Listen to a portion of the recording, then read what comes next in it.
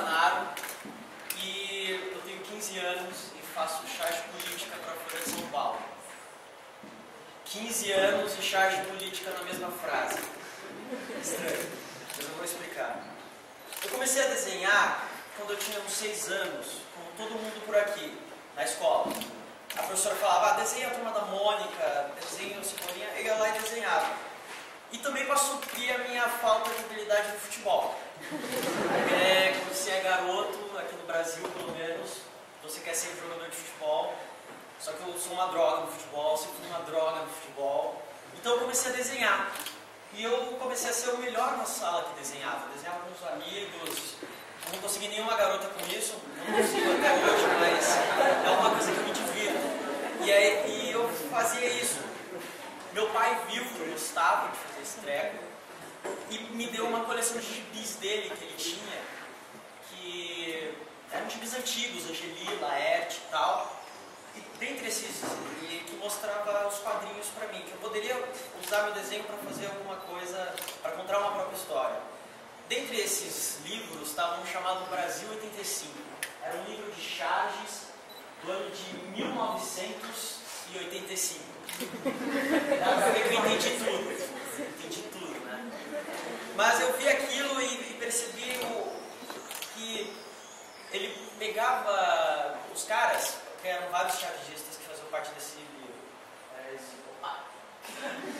Esse livro aqui, saiu meio estranho aqui, mas eu percebi, são vários autores, e eu percebi que eles usavam o desenho dele para falar uma coisa real. Os desenhos que estavam lá, as histórias lá, eram críticas a alguma coisa que já tinha acontecido. Não esponjas que falam e estrelas do mar com bermuda. Foi assim, e eu gostei disso. Assim. Eu não comecei a fazer charge com 8 anos de idade, mas a ideia já estava plantada. Eu comecei a copiar desenhos da TV, saiu um desenho para assistir quando eu era criança. Eu assistia o desenho na TV e passava para os quadrinhos. E mostrava para o meu pai depois falando que era eu que tinha feito. Ele acreditou por um bom tempo, até que ele descobriu e aí ficou chateado. E aí eu aprendi que plagiar é muito feio, porque seu pai, ser um advogado depois para poder ficar bem chateado. A partir disso, quando eu fui desmascarado, eu percebi que eu tinha que ter as minhas próprias ideias. Então eu sentei com o papel na mesa e não saiu nada. Eu tinha uns 10 anos assim. E assim, não dá pra você aprender a ter ideias. Ninguém te ensina a ter ideias. Porque assim, a ideia vem de você, assim. Eu acredito que ideias é como um músculo. Ele começa fraco, os meus. Mas conforme você vai tendo elas vão começando a ficar melhores, porque você vai adquirindo autocrítica e tudo mais. Mas você tem que ter constantemente. Se você parar, volta ao zero de novo. E assim eu fui indo. Mostrava desenhos para o meu pai, para minha mãe, para minha tia, para minha avó, e é lógico que todos gostavam. Porque era meu pai, minha mãe, minha tia e minha avó. Então eu decidi que era hora de mostrar para outra pessoa.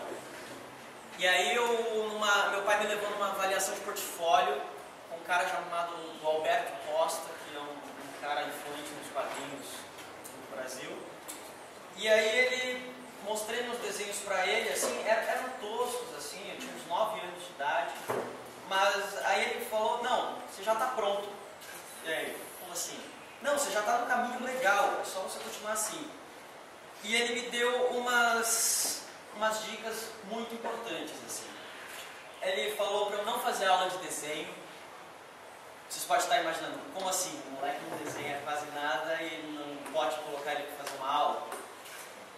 Mas é verdade, porque se você começa a fazer aula de desenho, você vai fazer exatamente o que o seu professor te manda. Isso serve para outros cursos, assim. Ele vai te mostrar o que você tem que fazer, e você vai ficar só nisso, descabresto assim, e não vai sair, você não vai ter a criatividade. Poucas são os cursos que oferecem isso. Então ele falou para eu ser autodidata, eu sou autodidata até hoje, todos os materiais que eu uso eu procuro aprender sozinho, assim. Às vezes eu pego dicas com outras pessoas, mas depois de já estar familiarizado com o negócio. E porque quando vai demorar mais para você conseguir, mas vai sair uma coisa própria, uma coisa sua. Outra coisa que ele falou que era para eu estudar, ler, assistir filmes, ouvir músicas, de tudo. Ir de Mozart a heavy metal, assistir filmes antigos em preto e branco, até filmes horríveis hoje em dia, tipo Transformers. Ler. É assim que você vai conseguir uma bagagem. É assim que você vai... Por exemplo, se eu lesse só quadrinhos, para depois fazer quadrinhos, eu só ia fazer o clichê de quadrinhos, eu só ia fazer o que outras pessoas já fizeram. Agora, se eu lesse de tudo e eu visse de tudo, eu ia ter mais coisas na minha cabeça, mais referências para poder usar depois. Passado tudo isso, eu montei um blog em 2007, se não me engano, tinha uns 11, 12 anos, e fui colocando meus desenhos lá. Esse aí foi o primeiro blog que eu fiz. Entravam umas 12 pessoas, assim, diárias. Eu acho que era tudo meu pai que ficava dando a visita. Eu baixar. E foi assim, e aí eu criei esse blog, esse daqui é um mais novo que eu tenho, e fiz esse blog e comecei a colocar o link em Orkut, na época que o Orkut era legal. E comecei a pegar e-mails de ilustradores que eu gostava pra caramba, mandando meus desenhos para eles, para ver o que eles achavam, as críticas que eles me davam. Fui criando uma rede. Eu usei todos os artifícios que a minha geração tem para conseguir falar com aqueles que antes era impossível se falar, por exemplo. Hoje eu mandava e-mail pro cara, mas um dia ele já respondia com o que ele achou do meu desenho. Fui fazendo isso, aí mandei para vários caras, entre eles estava o Adão Tubus-Garay, que é o cara que fazia anime, Orlando Pedroso, que são ilustradores da Folha de São Paulo, e eu acho que eles devem ter me indicado, até hoje eu não sei direito, me indicaram para o editor de arte da Folha, chamado Fábio Marra, e ele me mandou um e-mail: garoto, você quer trabalhar aqui? Puxa, eu pensei que era prole, assim, mas foi.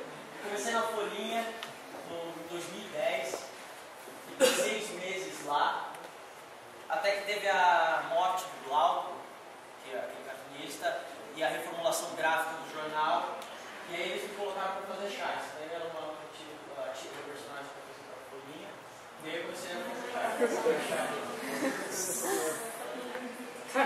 Foi isso. Aí chegou no meu desafio, que era um garoto de 15 anos fazer chás de política. No começo foi chato, assim, eu admito, porque eu queria, sabe, jogar bola na rua e tal. Eu até era familiarizado com política, eu assistia na internet algumas coisas, mas era só por cima. Mas agora eu tinha que ir por dentro, ver o que... me acostumar com tudo isso. No começo foi chato, e aí depois de um tempo, depois de uns meses lendo, eu comecei a pegar, eu comecei a fazer charge justo na época das eleições.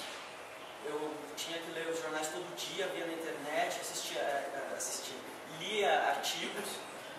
E aí eu percebi o quanto política é legal, assim. Porque é um negócio complexo, é uma coisa grande, assim.